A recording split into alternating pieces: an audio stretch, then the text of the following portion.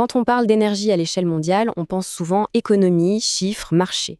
Mais en réalité, c'est bien plus que ça. C'est un véritable jeu de pouvoir planétaire. Dans cette analyse, on va décortiquer ensemble les règles et les joueurs de cette partie aux enjeux absolument colossaux. Alors, voilà le programme. On va d'abord planter le décor de cet échiquier mondial. Ensuite, on zoomera sur les points chauds, les zones de tension bien réelles. Puis, on identifiera les acteurs clés et leurs stratégies.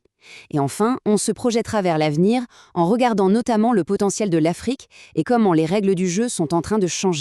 Tout part d'un constat tout simple, mais absolument fondamental. Les ressources énergétiques, elles ne sont pas du tout réparties de manière équitable sur la planète. C'est cette injustice géographique qui met le feu aux poudres. Cette citation, elle est très parlante. Elle nous dit que pour garantir leur accès à l'énergie, les États sont prêts à tout.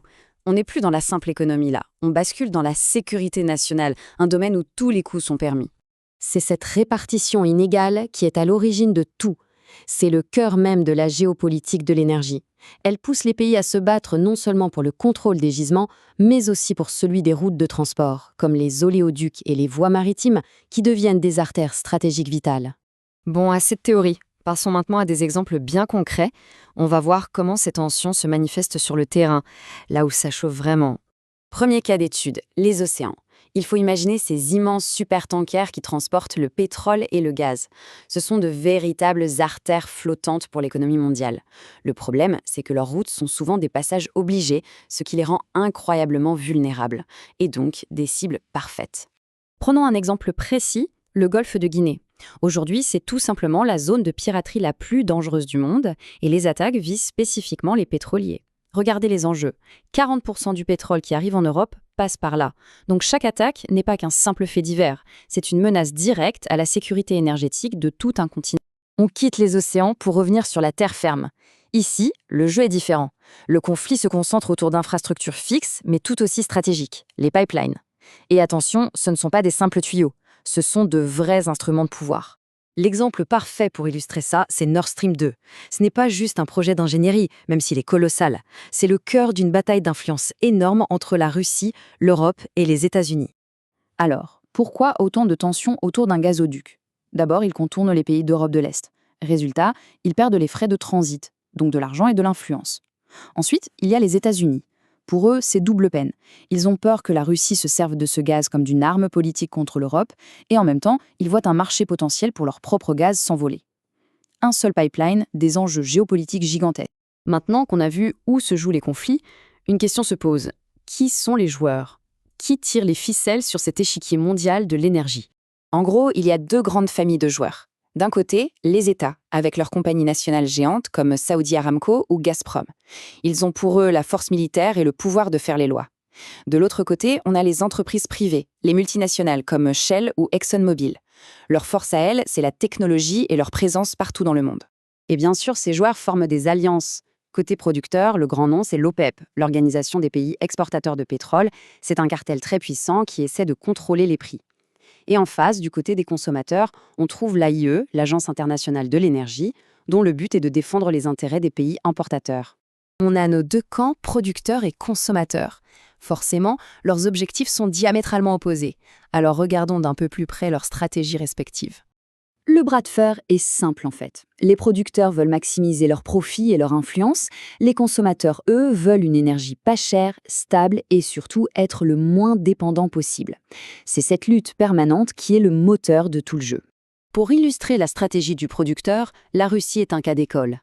Son immense réseau de pipelines vers l'Europe et la Chine n'est pas qu'une affaire de business. C'est un outil politique extrêmement puissant.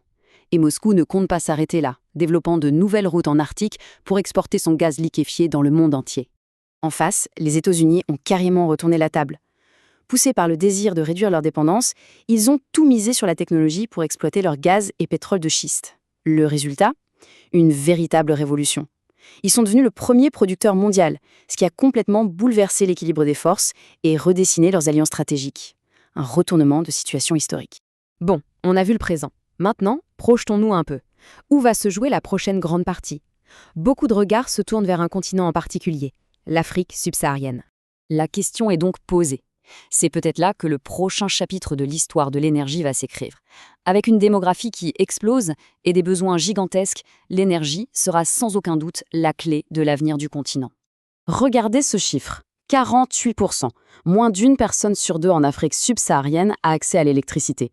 C'est un défi immense, bien sûr, mais c'est aussi un potentiel de croissance absolument phénoménal. Et les projections donnent le vertige. D'ici 2040, la demande d'électricité pourrait tout simplement quadrupler. Et si le continent se tourne massivement vers les énergies renouvelables, ce chiffre pourrait être multiplié par presque 8. C'est colossal. Le grand paradoxe, c'est que l'Afrique a tout ce qu'il faut pour répondre à cette demande. Le continent est incroyablement riche en ressources, un potentiel hydroélectrique énorme, un ensoleillement parfait pour le solaire et aussi d'importantes réserves d'hydrocarbures. La vraie question n'est pas de savoir si les ressources sont là, mais plutôt comment seront-elles développées et surtout par qui. On arrive à la fin de cette analyse. S'il y a une chose à retenir, c'est que ce grand jeu de pouvoir mondial n'est absolument pas figé. Les technologies changent, les alliances évoluent, les règles du jeu sont constamment en train d'être réécrites. Et ça nous amène à la question finale. Tout le XXe siècle a été marqué par la géopolitique du pétrole et du gaz. Mais aujourd'hui, le monde se tourne vers les énergies renouvelables. Alors, est-ce que ça veut dire que le jeu va s'arrêter ou est-ce que les règles vont juste changer? Est-ce que les pays riches en soleil ou en vent deviendront les nouvelles superpuissances? Une chose est sûre, le jeu ne s'arrête pas, il se transforme. Et ces nouvelles règles s'écrivent là, sous nos yeux.